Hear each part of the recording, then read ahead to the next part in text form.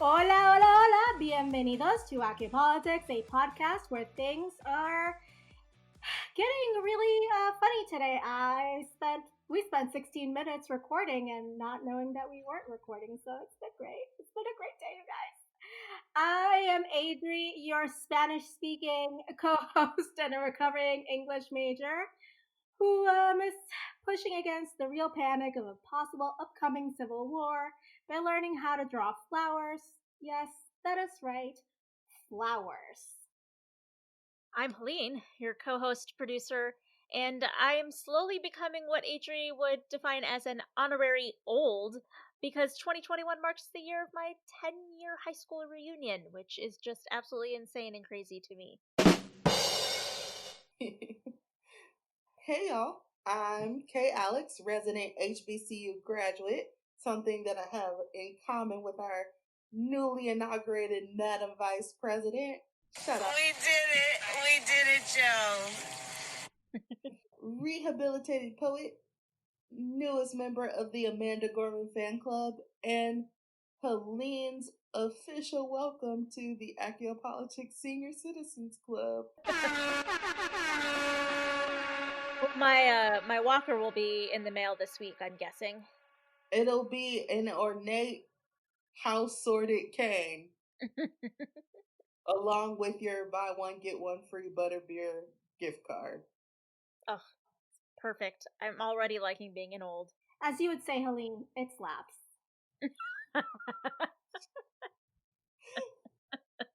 Well, speaking of slaps, today we'll be covering chapter 20 of Harry Potter and the Order of the Phoenix, Hagrid's Tale.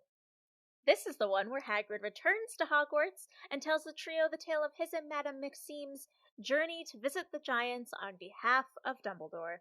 And this is the place where we thank our lovely patrons for making it possible for to keep making this show and pay for all our podcasting related fees and subscriptions.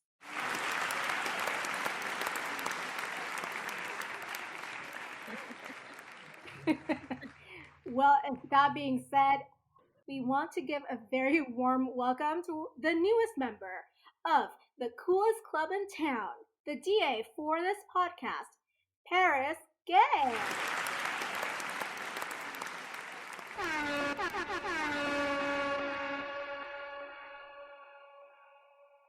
If you too would like to support this podcast, hear your name on this podcast, accompanied by a melange of just sound effects that I download from the internet, you can hop over to patreon.com/Archaeopolitics.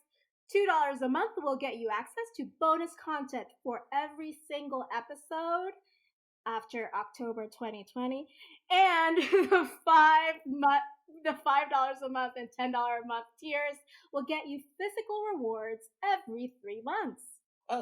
Today's Patreon exclusive content is a closer look at all of the Ministers of Magic in celebration and maybe slight analysis of Joe and Kamala's inauguration on the day of recording.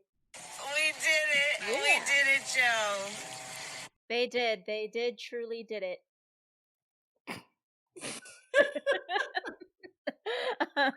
But now it's time for our Potter Watch segment, where we discuss some of the latest news in the United States.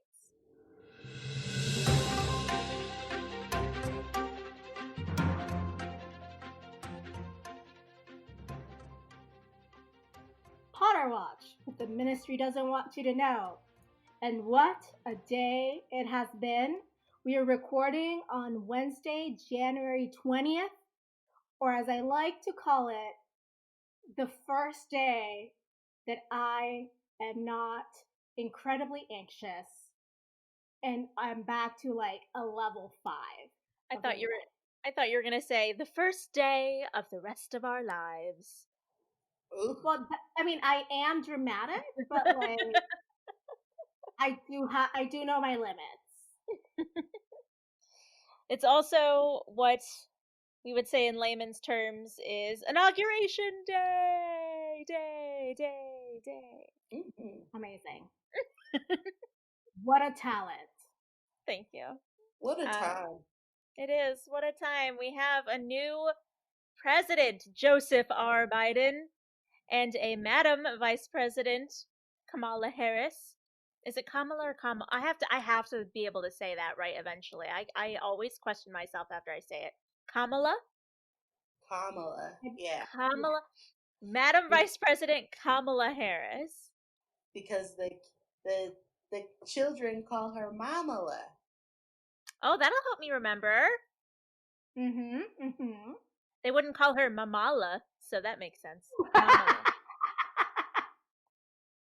And this fever dream is brought to you by Hope. Man, it feels so good to laugh at politics again. Yeah. Also, like, I mean, this is not shade, but like Biden's speech was like borderline boring, which But is like how in a I good, like them. but like in a good Yeah. way. Yeah. Yeah, no, and like, that's what I mean. Like, it's no Yeah. shade. It's like this is what it should be like. Not just terrifying, like all Trump's speeches were. I'm gonna describe it this way, and I don't want. I'm gonna make waves a little bit. Don't make me use the like bad sound effects. I'm just saying. Do you have like a boo sound effect? I'm just saying. The Trump to Biden transition is like getting out of a really, really bad breakup. And when you start dating again, he's not your dream guy, but he's a decent guy. It's the rebound. I mean, but we've talked about this before. Like, after you get out of a toxic relationship, like, the next person who treats you like with the decency afforded to any human being, you're like, you're wonderful. Right. It's like, oh my God, I'm going to marry him tomorrow. Yeah. Give It's that really 100 days. It's really in Biden's benefit that the bar is in hell. So he can honestly, at least for the first like I don't know, couple months, he's not gonna be able to do any wrong. Like anything he does, even if it's shitty, will be like, well, it's better than Trump. Today we were all Leslie Knope. Let's be real. Yeah, this can't be real. Oh my God. It's real. Oh, beautiful. And I know people are going to be like, well, just let people enjoy things. Fine. You have 2 weeks. That's a good amount of time. I like that. That's what my dad gives me to get over a breakup. He's like, you get 2 weeks to get your shit together. Oh, that's strict, man. Good luck with that. It seems to be a fair policy. It's good. Okay, first of all, read the room, Dad. Second of all, have you tried therapy? It's what I tell my mom too, because my mom's like, just wash your face and stop crying. Get over it. Oh yeah. So I legit told her she needed therapy, but so what will America's therapy look like? Like the therapist reminding us that we are worth. I would like some stimulus checks. For reckless endangerment of my feelings. Oh yeah. What's it called? Emotional distress. Damages. Yeah. I'd like damages, please. I would also thoroughly enjoy some indictments. Oh, you about to go to jail. Hey. Mm-hmm. Hey.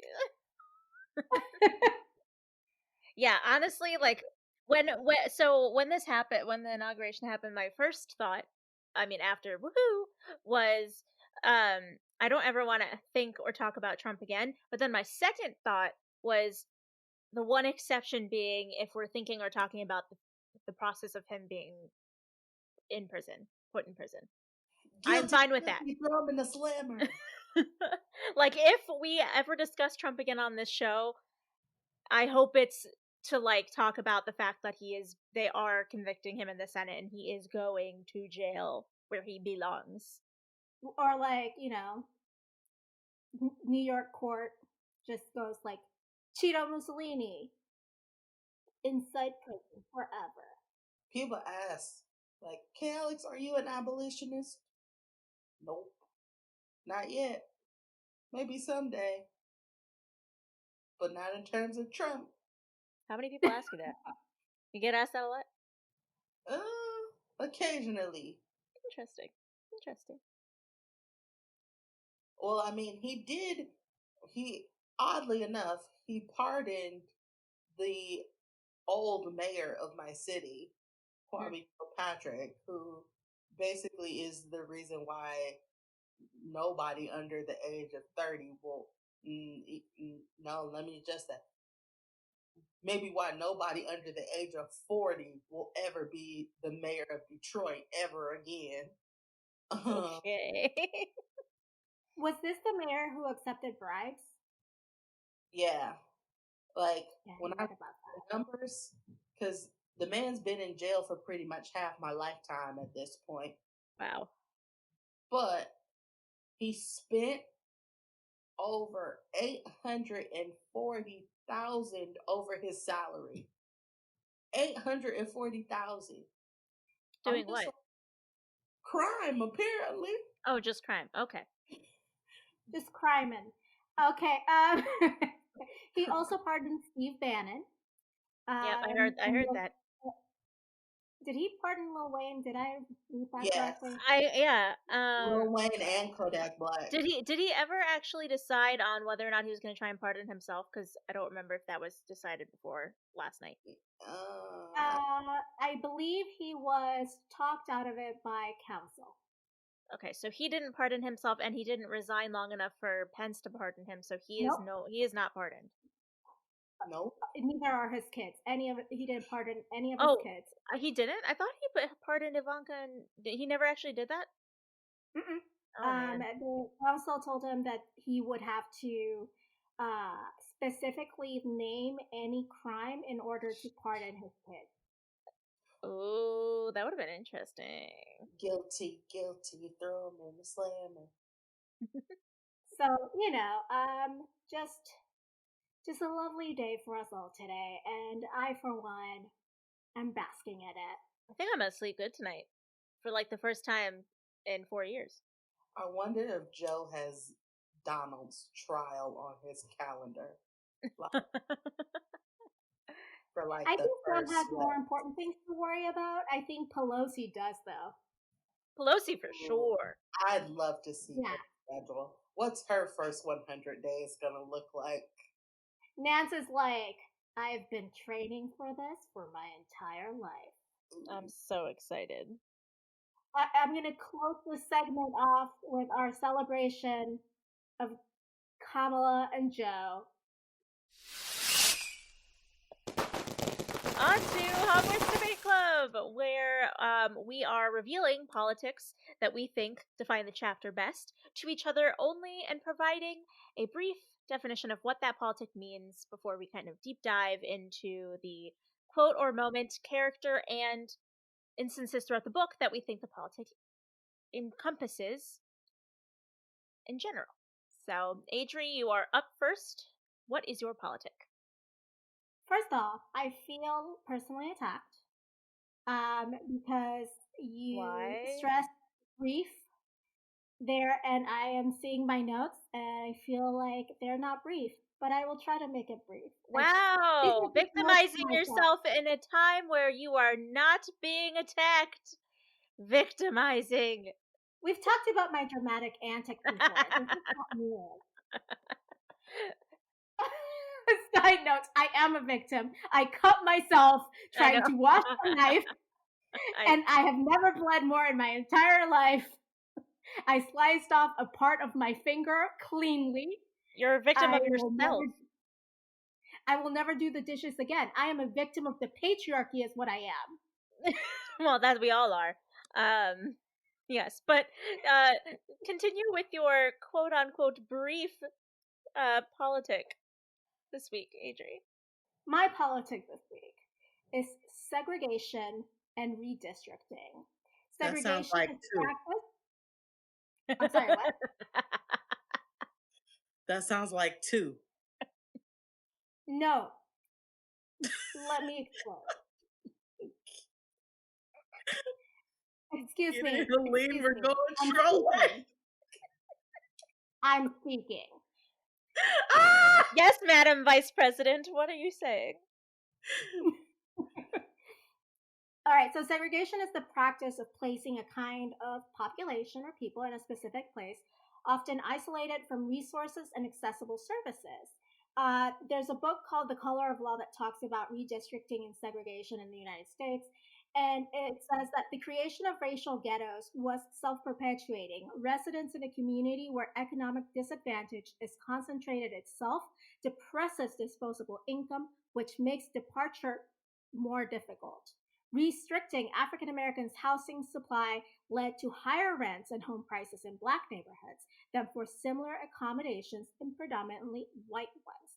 Then they go on to say that this also means that in African American neighborhoods, because the demand was so high, landlords took advantage of this to increase rents. So African Americans could not afford to buy homes, so they kept renting, and that is something that is still ongoing.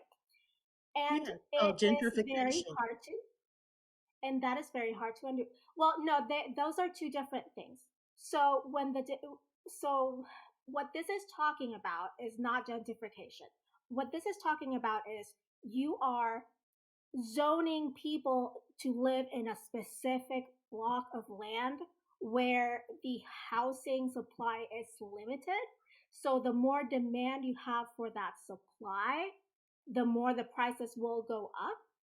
And if you're not allowed to move into white neighborhoods that may have vacancies, then those prices are fairly stable. Whereas the ones in the neighborhoods that were segregated for African Americans beginning in, at the end of slavery, would become more costly, and therefore you would have more people living under the same household. And then that would restrict their economic movement. It would restrict their access, and it would become a self-fulfilling prophecy and cycle. Gotcha. Gentrification is when white people move into the minority neighborhood and raise the prices on top of what they were already raised. Yeah. Gotcha. Okay. I see Yeah, what you're but saying. no, but that's a good, yeah, that's a good thing also to talk about. And that's it. I think it's very apt to this week's chapter, so that's awesome.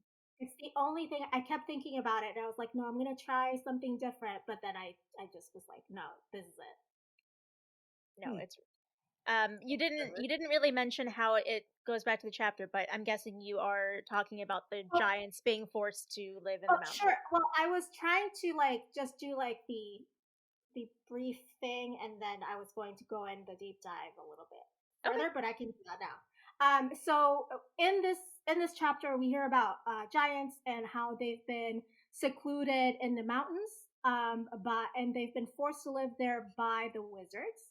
Some wizards themselves were the ones killing giants at first, and now there's through Hagrid's eyes, a person who is half giant but lived in the wizarding world. We learn all this history, but only from the wizard's point of view. Gotcha. Totally. Yeah. Yeah, mine is diplomacy. So, diplomacy is defined as the profession, activity, or skill of managing international relations, typically by a country's representatives abroad. So, uh, obviously, we're not talking about like different countries in this chapter, but instead of like different residents of different countries, I took this to be wizards and giants, the diplomacy between wizards and giants, or half giants and giants. Um, so Hagrid and Madame Maxime are practicing diplomacy by visiting the giants in an attempt to get them to join Dumbledore and the Order in the upcoming Wizarding War against Voldemort. So in real life, diplomacy, as I mentioned, is usually between two geographical locations, but in the series as a whole, it's more shown through different species. So wizards, giants, house elves, etc. However, it is very diplomatic of Dumbledore to send the two half giants he knows to negotiate an alliance with the giants for the upcoming war. Hmm. What about you, Kay Alex? What is your um, politic of the week? Mine is lobbying. And lobbying is defined as the persuading of political and influential leaders to become aligned with a certain cause or position in government.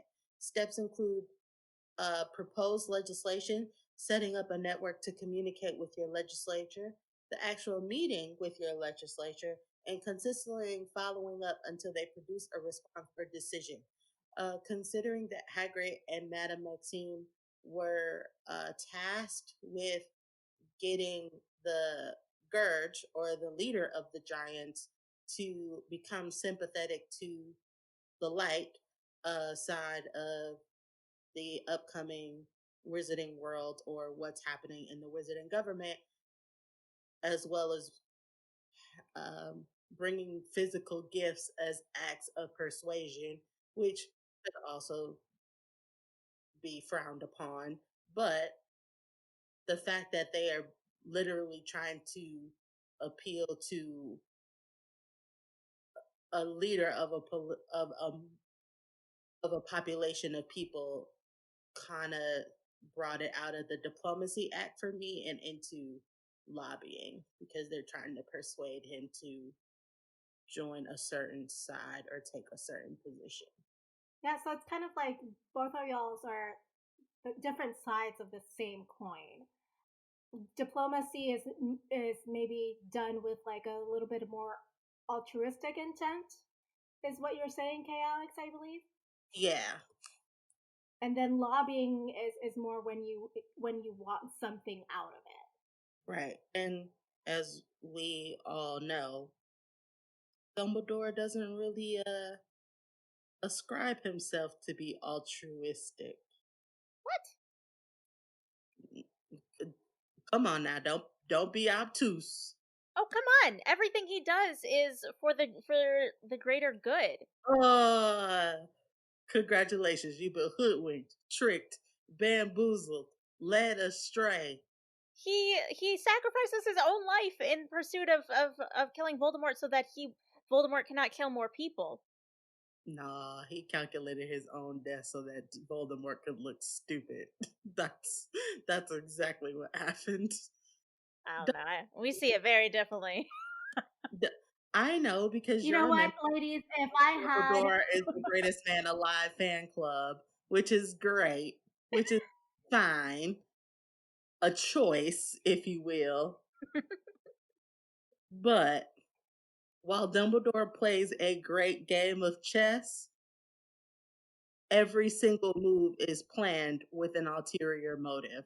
Why do you think he and Voldemort? Anyway, I feel like a fool right now.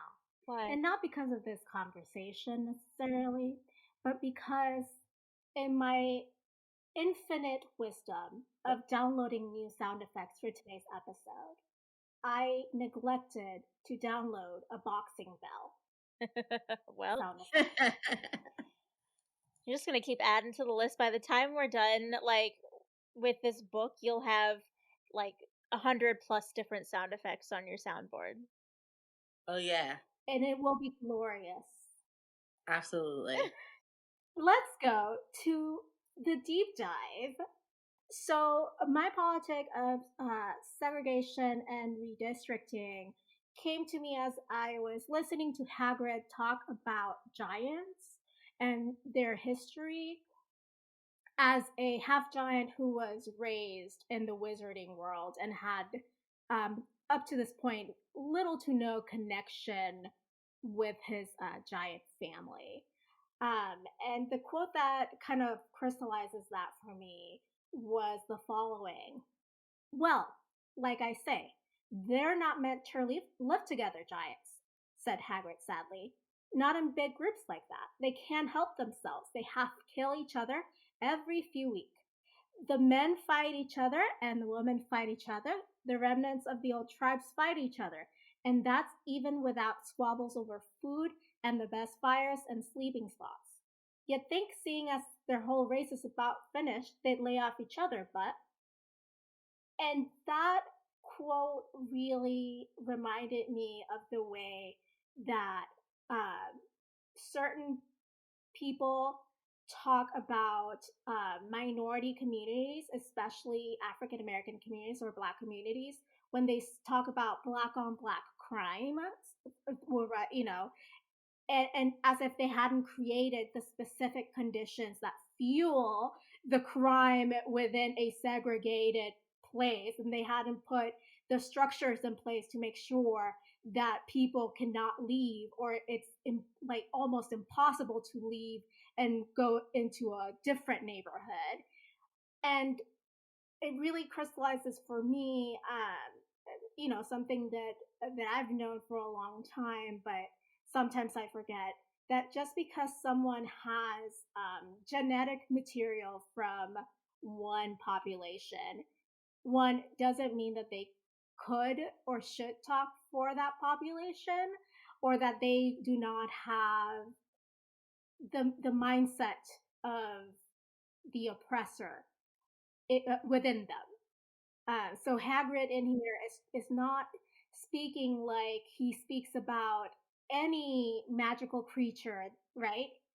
If he looked at giants, like he looked at like a dragon or whichever magical creature with curiosity and empathy and wanting to connect and understand, rather than, well, look at them, they're all killing each other. You'd think that they would, not kill each other because they're going extinct, but what do you know, they're savages. That kind of rhetoric that is very wizard centric, like we are the civilized people, they are not civilized, so we sent them to the mountains narrative. So I don't know. That's kind of what spoke to me Do you think in the that moment. side of that is that Hagrid is also speaking from a point of trauma? Like the only narrative that he has is that his giant mother left him, like Well, abandoned their family. I mean, it could be multitudes, right? But the way that he speaks about giants is not just about like, oh, they neglect their children. This is very much a narrative of wizard supremacy. Of, see, this is why we're in charge. They can't even stop killing each other, even though we've isolated them to mountains where they probably didn't want to live. We cut their supply of things, and we've just kind of made these perfect storm conditions of trauma for them so that they can replicate that in their own communities. Yeah, So I definitely see that point. yeah, Um, but I think I'm also seeing a very loose metaphor for being biracial and being raised in the environment to which your parent thought was best for you. And it's not like, and one of the interesting facets about, interesting as in like tragic, is that one of Hagrid's points of access and being able to understand his heritage, his education, was stripped away from him. yeah. And so, Well, but like, even if he hadn't been stripped of his education, our understanding of history as it's taught in Hogwarts, and in the broader wizarding world, is that giants is truly an other within the community. No. no, you're absolutely right. But it's, what I'm saying is like, we're kind of saying that Hagrid is distancing himself from a community when he honestly was never a part of that community in the first place. Like, and this is why I also say that Dumbledore is not Well, altruistic. I'm not saying that he's distancing himself from the community necessarily. What I'm saying is, just because someone has genetic material from that community does not make them ambassadors for that community. And what I meant by that was, imagine because this happens a lot, specifically in I can only speak for my experience, right? In Puerto Rico, with people from Puerto Rican descent who were born and grew up in New York City or somewhere in the mainland, wanting to come to Puerto Rico and solve our quote unquote problems when have they've already been conditioned to have the mindset that powerful white people have about us, because they don't understand the way we do things, they don't understand why we do things the way that we do them. Sure, could we be more efficient? Probably, but that doesn't mean like you get to tell us, that we're all wrong. And that's, just there was like another point that I wanted to make sure that I brought up was the idea that it's great to have people of all races and sexual orientation and all of that other stuff in places of visibility and power, but that does not erase the dynamics of power or doesn't necessarily create equity among the people that they are under, because the systems of power are already set. So when Hagrid talks when Hagrid talks about giants, him being a half giant himself, and he's parroting this narrative that the wizarding world has taught him, right, by his exposure to the wizarding world, it actually gives it more power and credence because he's talking about half of himself, whether he admits to it or not. So someone listening to him will say, well, if he says it, must be really true. Like I've heard from white people like, oh, I heard Puerto Ricans are really lazy and entitled. And I'm like, who the fuck do you think you are to say something like that to me, first of all? And then they're like, oh yeah, my friend who's Puerto Rican said that about y'all, so whatever. And I'm like, oh yeah, because one Puerto Rican said it must be true. Fuck it. We're Yeah, gonna find that sellout. there's a lot of really uh bigoted stereotyping that happens throughout the book, especially as Hagrid becomes more exposed to giant culture and people that can actually look him in the face. And I think I think we are meant to take at this point his maybe biracial, for lack of a better word, heritage into account, to the fact that like Dumbledore is using that as like, and also using Hagrid's circumstances in point of view. Whether he was expelled or not, Hagrid has spent the majority of his life at Hogwarts in Wizarding Society. So like you said, To like me, yeah. To me, it just seems like it's the biracial I'm it's the biracial black kid that grows up in the white neighborhood. Like it well, does. it's the Fox News commentator who is a black woman and used to praise Trump.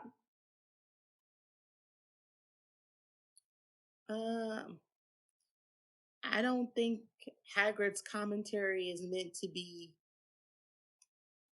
I don't think it's meant to be malicious. I think it's meant to be an observation of what he saw as well. And I'm not So trying. well, I just the language where it says like they can't help themselves. Oh, yeah, that's true. That is language that is used to describe indigenous people and living in reservations about their addictions. Mm. That is language that is used to talk about Black Americans, about uh, violent and nonviolent offenses. That is, you know what I mean, K. Alex, like that language like Oh, that.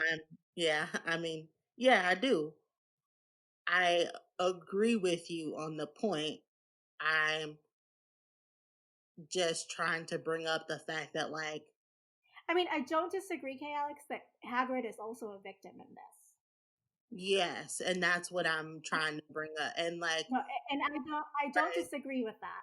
What I am trying to bring up is also the the idea that even people who are victimized can further the narrative of, of people in power. Yeah, I mean it's there's such a thing as internalized racism, internalized sexism. I mean, yeah, and this is what we see in Hagrid, basically. and this is an internalized hatred of a part of his genealogy that he's never been able to explore healthily. Yes. And that is because of the way that the wizarding world is structured. So yeah, I'm not debating that he himself is a victim, but even people who are, you know, like we've said, like it could be internalized notions that were propagated in the wizarding world that he's encountered and internalized. I think what I would find interesting to know is if any other character other than Hagrid or Madame Maxine said this, how would it look? You know? Like how would they be Mm-hmm. judged? Someone who's not a half giant, it describes giants like this. Yeah, they would sound racist. Yeah, it would sound awful. Yeah, exactly. So, and that's the reason I bring this up is because, again, when someone that has some genetic or cultural linkage to the group that they're speaking about in a very racist way, it really fuels credibility into that belief. Yeah. Because the only way that a a racist stereotype gains even more credence is when you get the buy-in of the people who are oppressed. So once you have that, you have people fighting amongst each other instead of fighting the oppressor. Mm-hmm. So it's what we call it in Puerto Rico is we call it a basket of crabs. Yeah. Where like one crab is trying like to get out of the barrel or the basket and the rest just drag it down it because like you can't be free because I am not free either. Yeah. So if you can get people piled up against each other, they won't turn against you, and that's what they've done to giants. It's like that. Sorry, Sorry, go ahead. I was gonna say it reminds me of like this whole narrative behind this forgiving or canceling student loan debt, where people are like, the people who have already paid off their student loans are like, I don't want other people to get their student loan debt canceled because I had to pay my student loan debt, and that's not fair. You know, that's what it reminds me of. That metaphor is across the diaspora because we say the same. Black people say the same thing, like crabs in a bucket. Oh, see, I'd never heard that before. I'm learning new things. Yeah, the language of internalized hatred or embracing white supremacy or wizard supremacy in this case. It's. I think I talk about it later in Dimensions in Chocolate, but I'm also going to push the case that this is why Dumbledore is not altruistic in sending Madame Maxine and Hagrid in as diplomats, because even if he doesn't know Madame Maxine very well, he knows Hagrid enough to know that Hagrid doesn't have any connection to the giant community, any real connection to the giant community outside of his blood status, and that Hagrid can basically be, for lack of a more polite term, manipulated into reciting wizard supremacy. Yeah, and I mean I never said and I never will say that Dumbledore isn't calculating. He's calculating as hell. But I can forgive that because everything he does, including sending someone who might have some sort of insight into the giant community to negotiate with the giants to get them on our side of the war is all done in the interest of the wider Wizarding World community so that Voldemort will stop killing people needlessly. And I think that, I mean, that is the drive, that's the thing that's driving all of his actions throughout the whole series, is to stop a mass murderer, serial killer, Nazi. And I am all for that. If you, as a person of privilege and power, manipulate oppressed people for the greater good, you're just good? No. That's not what I'm saying. He I'm not exactly sure how to respond to that because that's not what I'm saying.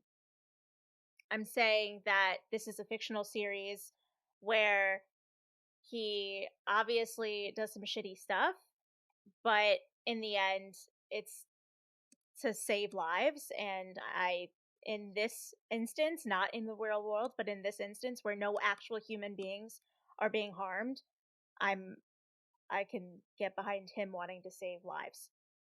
And this is how he does it. All right, so for me, the character who shows this politic of segregation is Hagrid, and throughout the book, when we're talking about non-wizard humanoids, the wizarding world seems to use the same tactics oppressors and colonizers have used to segregate, dehumanize, and control groups of people since, we became humans. The end. For my politic of diplomacy, before I do that, I just want to say I'm thoroughly enjoying we get to all take a stab at the Hagrid dialect because all of our quotes are Hagrid quotes. So I am just yeah, I didn't try very hard. Yeah, I mean, you did a little bit. I could hear it here and there, but let's see how this turns out. This is gonna be interesting. Okay, so my quote is: "Dumbledore wanted us to take it very slow," said Hagrid. "Let him see we kept our promises. We'll come back tomorrow with another present, and then we do come back tomorrow with another present. Give us a good impression, see? And gives them time to test out the first present and find out it's a good one, and get them eager for more." So, I mean, this kind of actually plays into Chaos's politic a little bit, in which, giving presents, but it also kind of reads to me as anthropologically sound here because they see this culture, they studied this culture, this is how this culture communicates with people who might be outside of it, and they're doing what they think is going to help them best communicate with the leader of the giants. And that's very diplomatic, I believe, personally. But yes, my character for this is also Hagrid, not surprisingly. And I noted that throughout the book, there's kind of a distinct lack of diplomacy, especially in this book specifically, like between wizards and house elves.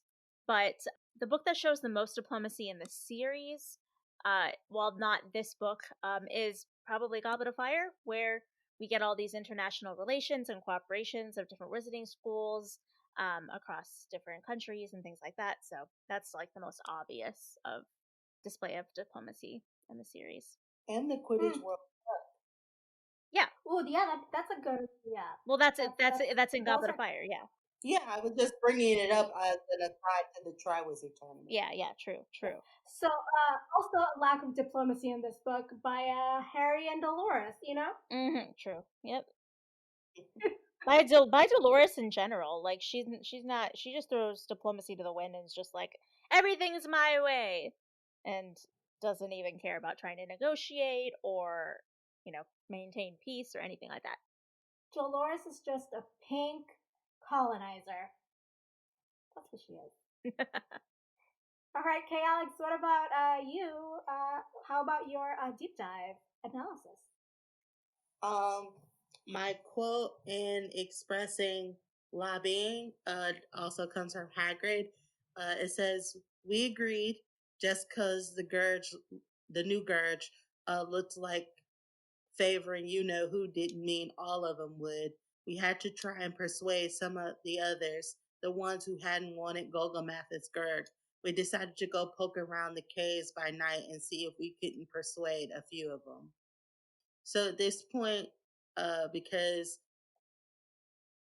Hagrid and Madame Maxim's first plan of lobbying with the first Gurg, Carcass, unfortunately didn't work out. And then the second Gurg turned out to be a Voldemort supporter. They had to go around into the giant community and find people that were find giants, people that were against the second Gurg to persuade them to join Dumbledore, basically. And throughout the book, Lucius Malfoy could be described as a lobbyist, placing himself in positions that put him in the ears of government leaders, such as in the prison of Azkaban when he's revealed to be on the Hogwarts Board of Governors, as well as in the Goblet of Fire when he proves that he has connections with the Ministry, though because he's rich and he doesn't have a real job. Though we see instances of corruption and coercion throughout the books, we don't really see many examples of positive lobbying in the series, and that probably is because people really don't trust the Ministry. Yeah. So, I mean, could you say that again about the Ministry? I'm sorry. Like, healthy lobbying means that you have legislators that you could go to because you trust them and you want to hold them accountable, and like you believe that they can push policy and get things done. But like, we don't ever really see healthy policy happening in the Ministry at all. Yeah. Not under Fudge, that's for dang sure. Yeah. And especially not through like humanoid creatures who are not wizards. Yeah, but like just how like here in the US, we take a US government or a civics course, or just getting an idea of how to be a member of government. Hogwarts students don't take a class like that. It's like you can go and work for the Ministry, but you never really get to see how citizens participate in government. Like, is the minister elected? Is is the Wizengamot selected?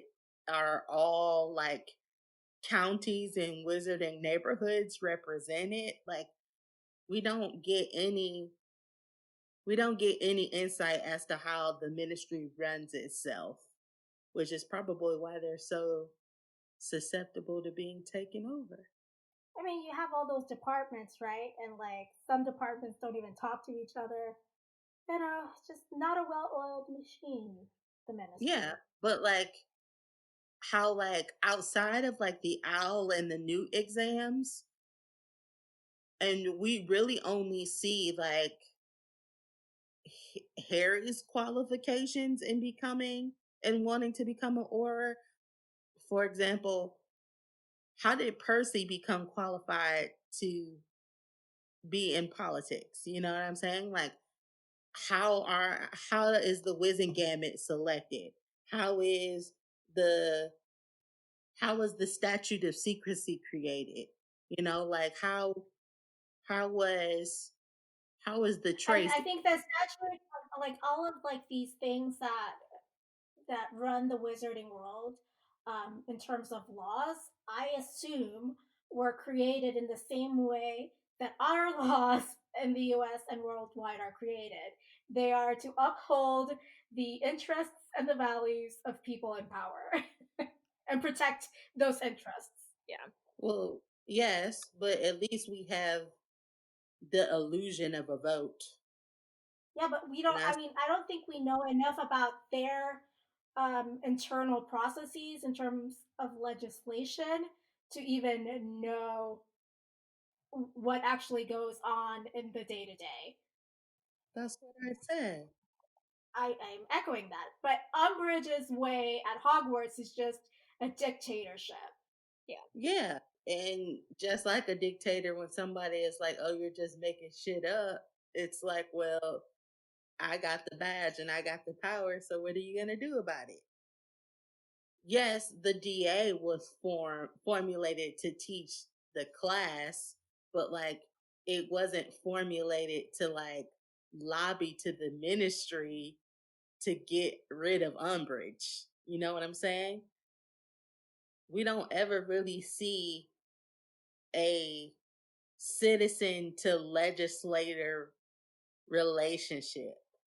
Does that make sense? It's kind of like the government just exists. Because the ministry doesn't seem to have any limits, it's very easy for a fascist like Voldemort to exploit those limits and take it over. Very true. Yeah, I mean, but we've also seen like a lot of governments have, we have like the difference between laws and norms, right? And how we've come to distinguish those in the last 4 years has been that the previous administration really didn't give a shit about any of the norms that we Not at took all. for granted and that were laws for some reason, and then we're like, oh, that's just a norm, that's just like a suggestion. Yeah, like, oh, there's Huh. there's nothing actually stopping him from doing this shit, which is like, yeah, it like exposed Like, a lot of weaknesses in yeah, yeah. exactly, in that. So I feel like the more norms get eroded, the more those flaws get exposed, like K Alex says. Yeah. And if Mm. Trump was Voldemort, maybe he would have done what Voldemort did and, overtaken the ministry.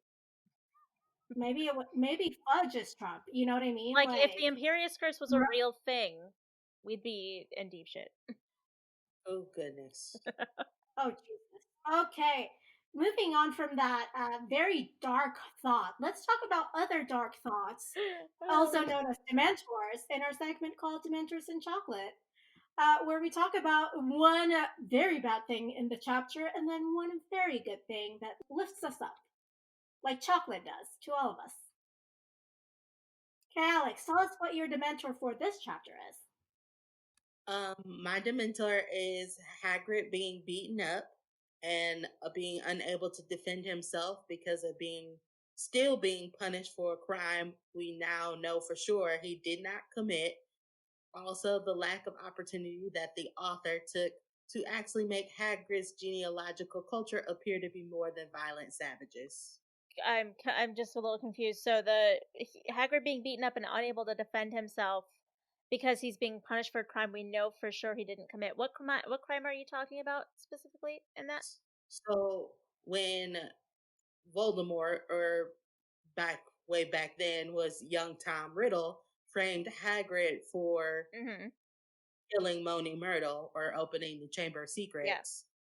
Yeah. And they got rid of Aragog and expelled Hagrid. Yeah. And stripped him of his wand. Now Hagrid's technically not allowed to use magic, and so the only way that he was able to fight off the giants was Madame Maxine saving him. He used magic during that. No, he literally says when he's hanging upside down that the only reason why he was able to escape is because Madame Maxine saved him. Probably because he was hanging upside down already. Well, yeah, but he's legally not supposed to have a wand.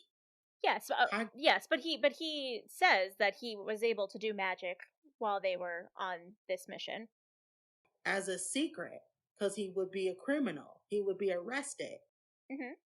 Does that like twice, which is still being punished for a crime we know he did not commit. Gotcha. Yes. Okay, I see what you're saying now. So the Dementor is the fact that he cannot, I mean, he still carries the guilt of something he never even did in the first place, and that he's is still kind of regarded as a criminal.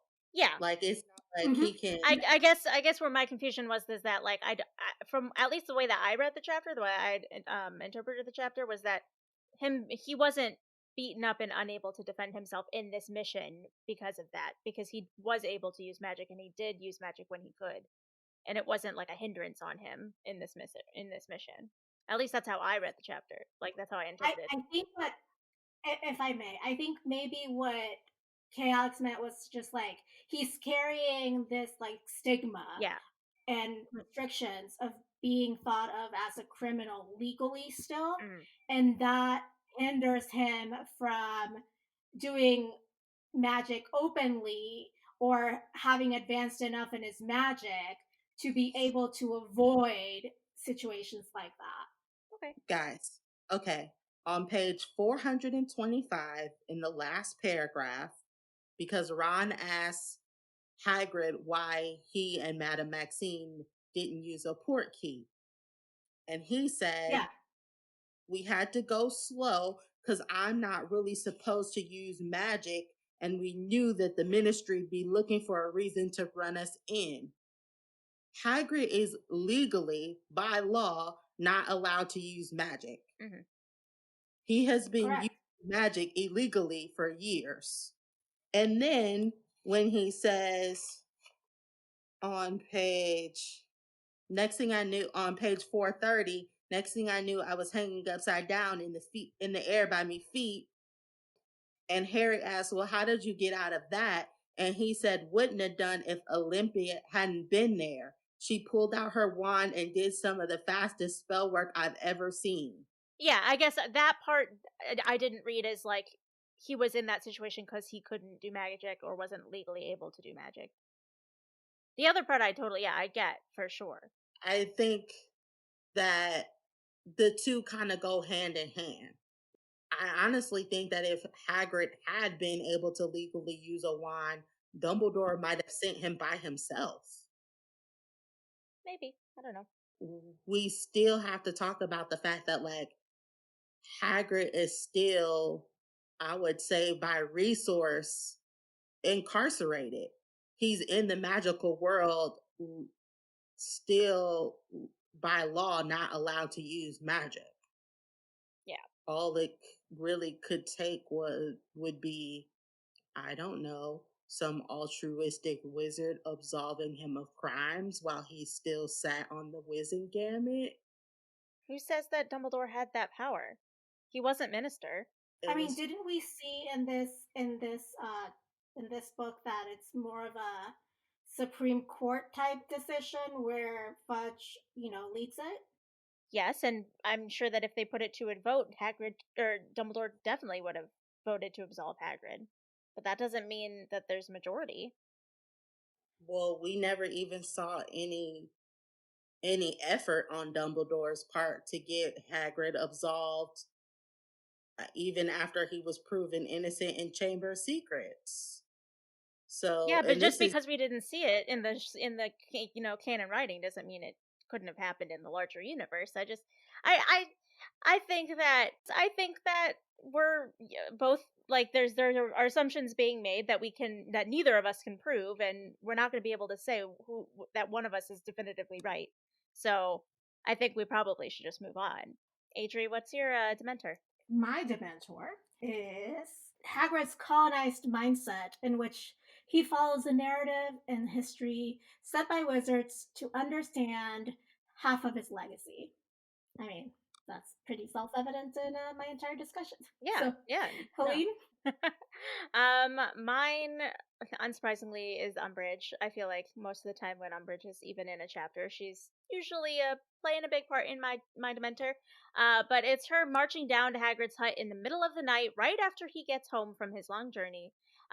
She goes into his home without an invitation to inspect him and his surroundings because she's just immediately suspicious of him, gives him absolutely no benefit of the doubt, immediately asserts her dominance and self-importance over him, and makes him feel inferior. And it's just crappy. I hated it. Yeah, she's like one step away from like peeing in all the corners to establish dominance. Just imagining that. Oh my gosh. You're welcome. Oh goodness. On to better things. Speaking of things that make us laugh and smile and have joy, okay, Alex, what was your chocolate for this chapter? I love how throughout the series, And including this chapter that the relationship that the trio has with Hagrid. They love going to his hut, even with all of his quirks, and the stories and the bond that they have is still very much the same since Sorcerer's Stone. It's just lovely, right? Like, just comforting to see that scene that is replicated throughout the books with Hagrid and the trio. Yeah, and like It's like coming home. still like one of the few people that still regards them as children. Like he sees them, like he knows that they're older, he knows that they're mature, and he knows that they can handle it, but like he cherishes them as like the first years that he brought across the lake, you know? And like that's very sweet to me. Yeah. Well, my chocolate is Fang, because I love Fang.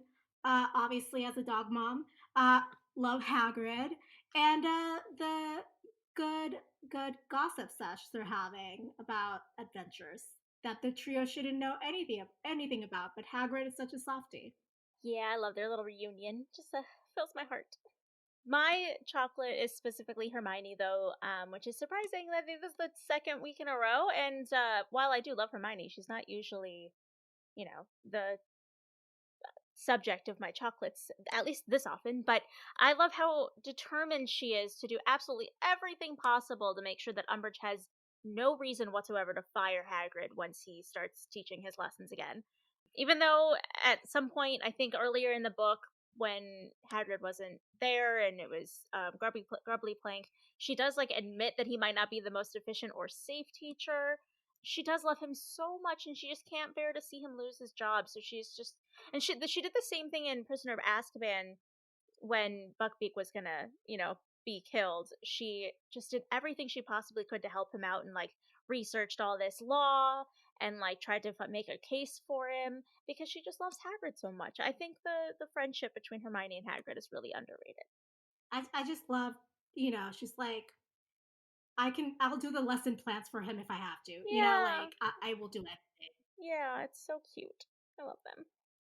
Not like he'll ever take her on that offer, but No, not at all. But she's willing to try.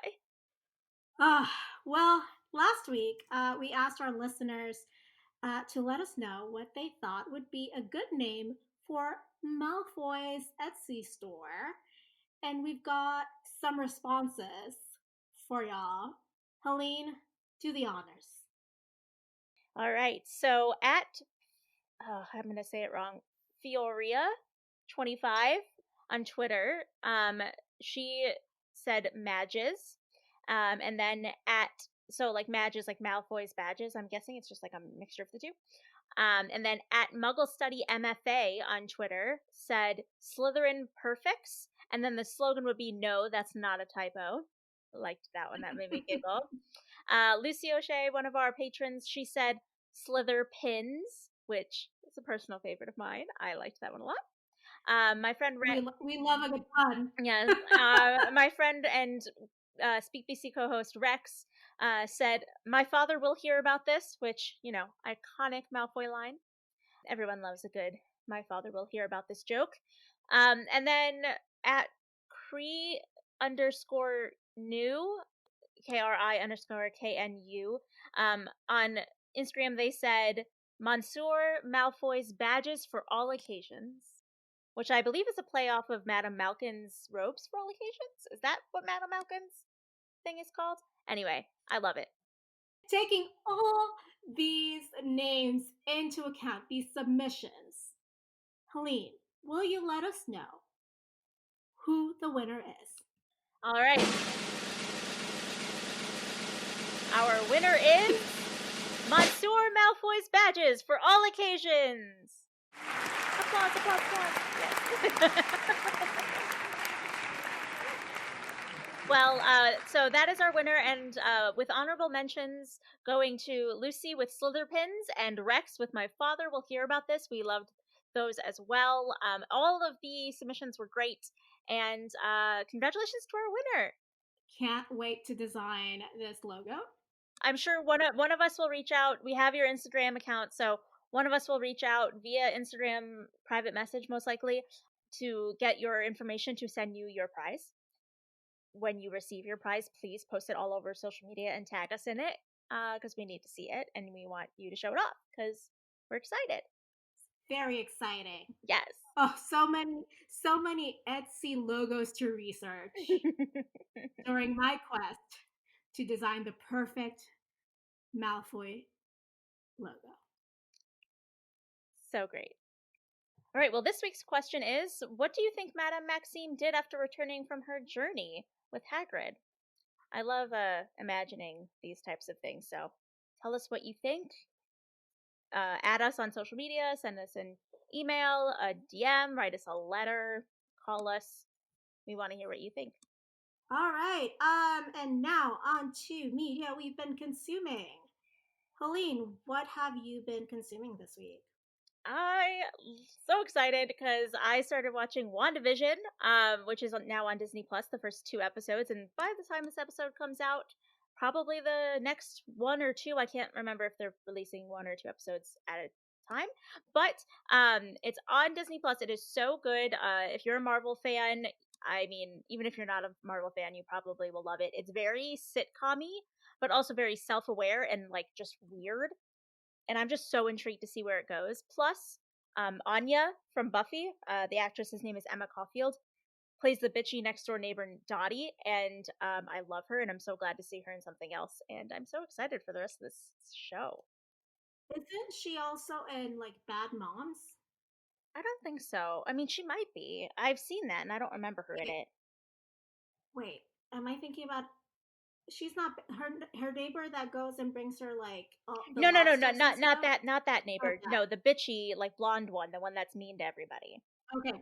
Yeah. Gotcha. Yeah. But the one that brings her the lobsters is absolutely in Yes, Bad Moms. she is in Bad Moms. Yes, definitely. She's good. I like her a lot too.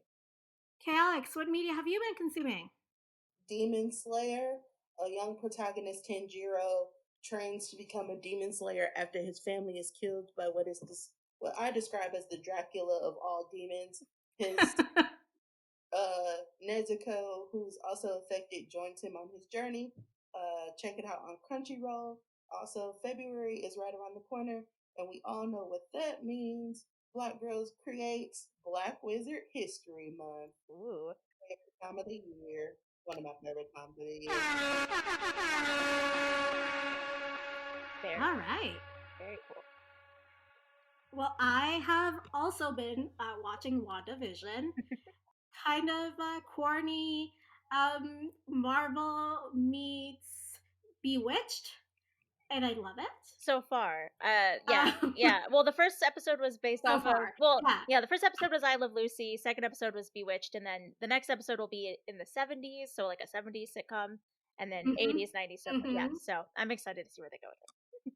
Sorry, I didn't mean to interrupt even you. like in the first episode, no, but even in the first episode, it was giving me Bewitched vibes. Yeah. Like with all the like the floating plates and stuff. Yeah, the powers. Yeah, definitely. I could see that. Yeah. So I was like, aw, cute. Also, a lot of Pinterest patio pictures and plant pictures because I'm kind of reorganizing my little covered patio thing, majig, into like a relaxing agery place. And that means a lot of plants and a little fountain to hear that water, you know? Just a place for peace. Yeah, you need that these days. And fresh air, you know? Mm-hmm. Just, I feel like I haven't gone outside in 200 years. My vitamin D is only in the capsule form, not in the, sun form. That's it for today's episode. Join us next week to talk about Chapter 21 of Order of the Phoenix, The Eye of the Snake. If you've enjoyed this conversation, take a second to give us a 5-star rating on Apple Podcasts or wherever you're listening right now. We'd love it. 5 estrellas, 5 stars or nothing. But until then, politics managed. Keep safe and keep faith. Good night.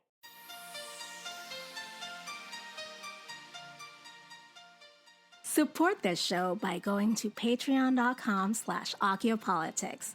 Our patrons keep this show going. You can find us online at ociopolitics.com, and we are at Ociopolitics on Twitter, Facebook, and Instagram. You can email us your thoughts at info@ociopolitics.com. Leave us a voicemail at 915-996-1699, and you might just hear yourself on the podcast. Adriana Wilson is the founder and creative director of the podcast.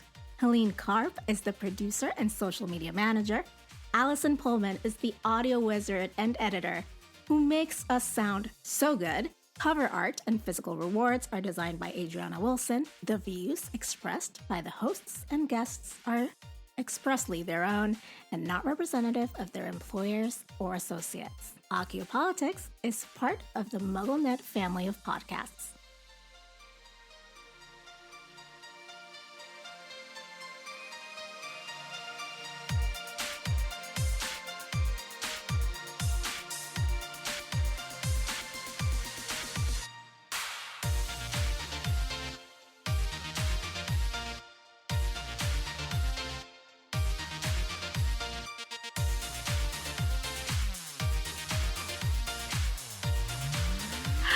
That's it. That's the tweet. I said it again, Helene. Did. What are you going to do? Sue me? Yeah, you're gonna be served tomorrow. I'm gonna serve you with papers. I'm so excited. Bring on the indictment. There you go. You finally got to sing it. Loved it. She And won't with that, see you. I will stop recording.